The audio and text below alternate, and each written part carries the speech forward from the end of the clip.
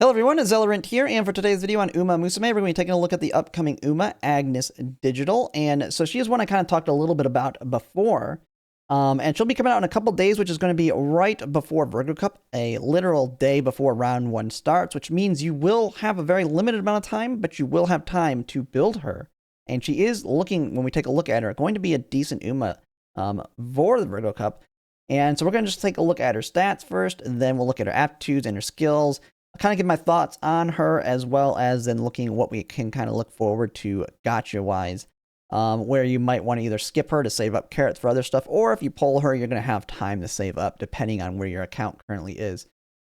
So Agnes Digital, I had talked a little bit about before the skill changes and a little bit after the skill changes now that we have the update available. And so she is now much stronger than what she originally was skill-wise. But when we look at her stat bonuses, she has an even spread, 7% wit, 7% power, 8% stamina, and 8% speed.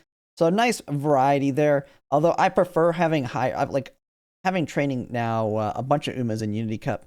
I really like the ones that have bonuses to power and not speed, because then you can be a little bit more speed heavy, which are some of the better cards. And you can have a much easier time getting very close to the cap on power, especially with a lot of power sparks.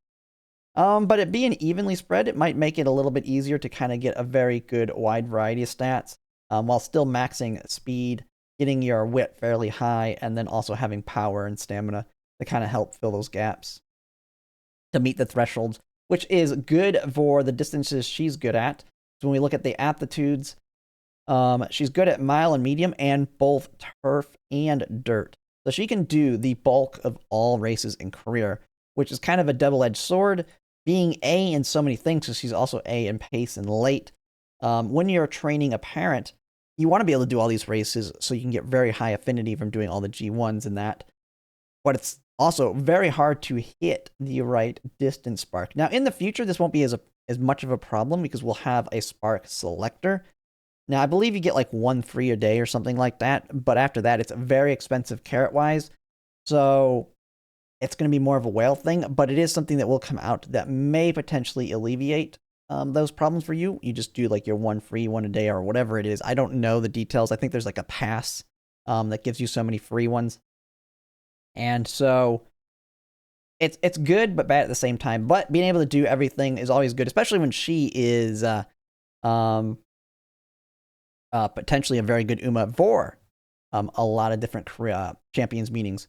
When we look at her skills here, it's kind of got a weird description on her uniques. It's kind of funny. Increases the velocity and navigation with the pure euphoria of being within breathing distance of precious waifus. Yeah, that's a description there. After passing another runner 2 times late race. And so we kind of look at the conditions of this one.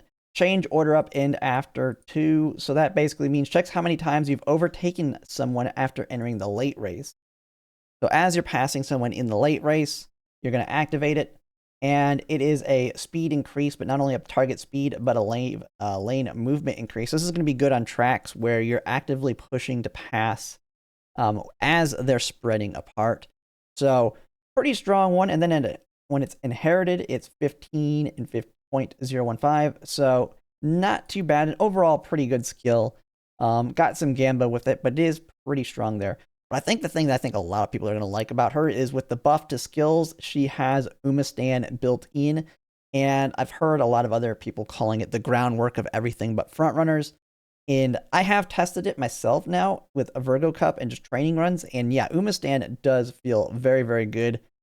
Getting a strong position in the early race is, I think, what can help you win a lot of races. Now, it's kind of been a double-edged sword. I have a Taiki shuttle that has a crap ton of stuff that gets her way ahead in early race. But since she now wants to be in 3rd or 4th, sometimes she pushes herself too far forward and then can't get her ult off. Now, we do have some ways to kind of deal with that with like head-on straight descent, but those are fairly hard to get. But either way, very good at helping you if you have a heavy pace chaser match to get ahead of them in the beginning, alongside some of your other early lead skills like Mile Maven. You have a dirt-specific navigation skill, which she also has the gold version. And also, talking about Umastan, she is going to be the only Uma that is going to have Super Stan available, which is the gold version of Umastan. Well, right now I'm on the Japanese version. Let me switch back here. But when we look at that, so it goes from that 0.15 to a 0.35, so pretty massive there. And this is also good as using her as a parent or even grandparent or great grandparent for helping you get Umastan established in your Sparks. Because I know right now everybody has been farming for groundwork Sparks. If you're doing frontrunners, Umastan's kind of the other one you're wanting to farm into all of your Umas. You can easily get that one. And with the gold one, it means you're going to have that increased or basically double the shot of getting the white spark. So very nice right there to have that. It's just like if we had the gold version of groundwork right now, that would be very nice for getting groundwork sparks. We have that. She has wet conditions built in, so she'll be immediately having some decent extra power for that. Medium straightaways, and she also has the late surger straightaways, so very good for straightaways on medium races there. You have the, like I said, already the gold version of the navigation skill for dirt. And then when you get down here, this is where she starts having some mile skills with unyielding spirit, updrafters, mile corners. You have homestretch haste. So overall, a wide variety of decent skills here.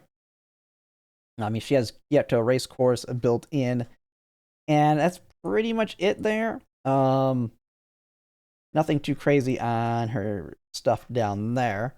But yeah, that is Agnes Digital. I think she's a very good pickup. She's your next option for Dirt Umas. So if you're hurting on Dirt Umas, like you skip Smart Falcon, maybe you don't have any other really good ones other than kind of the 1 and 2 star ones, she might be a good pickup for that just because she's generically good. She'll be good for the Dirt Champions meetings when they drop, even though they're fair and few between. But she's also good on all the turf mile and medium. So overall, nice Uma. Now, when we look at the banners coming up, though, that's where it can really depend on the state of your account and whether she can be a good pickup for you. So we just basically are getting done with the Rice Shower Rico banner. You should already know how things went on this one. We're basically finishing up our free 10 pulls with this. If you decided to bull on Biko Pegasus's banner here, you should already know your status on this one as well. So you should have passed these two already now. So we're not even going to take them into account. We have a couple banners coming alongside. The one coming alongside her has a decent support card, but it's not going to be one to pull for. And that's going to be Ikino Dictus. She has 15% race bonus, kind of like you have with Nice Nature, except she is a Guts card. And even though Guts is a lot better now, you still kind of are trying to avoid those cards. We're in that wit meta. Guts will maybe take a more precedence when it comes to make a new track, which she can be useful for, but she might be a decent borrow. I would definitely not pull for her because you definitely want MLB to take advantage of that. You have that. You have Zeno Rabroy Speed. This is another good card coming out, but it's going to be an easy skip for most people. It'll be a very nice borrow, though, being a speed card. And the reason being for the late races like Libra Cup, we have a late surger gold heal. The late surgers are now going to have the ability to have more options on their gold heals, which includes having two, having Swinging Maestro and now Lion Weight. So very, very nice, but that's going to be an easy borrow. I mean, if you're having to borrow Key to Sun Black right now, you can just borrow that card instead so you can get a gold heal alongside Super Creek or Rice Power. The Rice Shower Power card, I mean. And so we have that. Nothing too crazy here, unless one of these is your Oshis. Like I'm not mentioning like the different Umas coming up because there's not much notable in terms of parenting. But if one of these are your Oshis, you have to take that into account. Nothing crazy here. And so then you have the Key to Sun Black banner. If depending on where you are on your Key to Sun Black, if you have no copies of Key to Sun Black, pretty much just skip until this point now. You're just holding for Key to Sun Black. Comes alongside El Condor Pasa Power, which is a really nice power card as well. Although nothing too crazy. You want to pull for Key to Sun Black here. And this is where we're going to kind of get hammered with a bunch of potential pulls for, I think, a lot of people. So if you need Key to Sun Black, you have Key to Sun Black. You have Majuro Dober, which is got the Inherit. That's kind of like Majuro Ryan, but for 5th and 6th place. You have Ogre Cap Christmas. And then after that, you have like nice nature. If you have some copies of her, maybe you got lucky and got 1 or 2 copies of her, 3 copies of her, pulling for Rico, Pico, Pegasus, who knows. This is where this is going to be your opportunity to MLB her for going in to make a new track, which you do want to MLB her because she has 15% race bonus at MLB. So we have that there. Then we have basically the friend card, even though it's a speed card, going into make a new track. We will get free pulls on this one, I believe, the New Year. Now, the New Year's is different. From what I understand, it alternates between support card, Uma, and there is a trick to put all of them onto one banner, but it makes it where you want to skip banners. But we won't go any farther than this. This is kind of just looking at, but a lot of potential pull banners up here. So it's ultimately going to depend on your account and if you're a spender or not. But that's just an idea of some of the more notable things. But she is kind of far enough away that if you're still sitting on a very solid chunk of parrots, because I think a lot of people just did their 100 pulls on this and are going to just use Rare Rico. And I think Biko is a skip for a lot of people. I mean, you may have a ton of carrots left. But, I mean, it never hurts to keep holding on to them. So she's not like a big must-have in that capacity, but she is going to be a very nice to have. But that's just kind of my thoughts on her. Let me know what your thoughts on her and if you're planning to pulver her. I will be planning to pulver her, and I'll go ahead and get her. And maybe potentially I might try and build her for Virgo Cup. We'll have to kind of see how that goes. Right now I'm trying to build a late surging Majiro Ryan. I would basically replace Majiro Ryan with her if I wanted to do that for the Virgo Cup. We'll just have to kind of see what happens at that point. But yeah, that's it for now. And if you like my content, if you could like, comment, and subscribe, it really helps. And thanks for watching.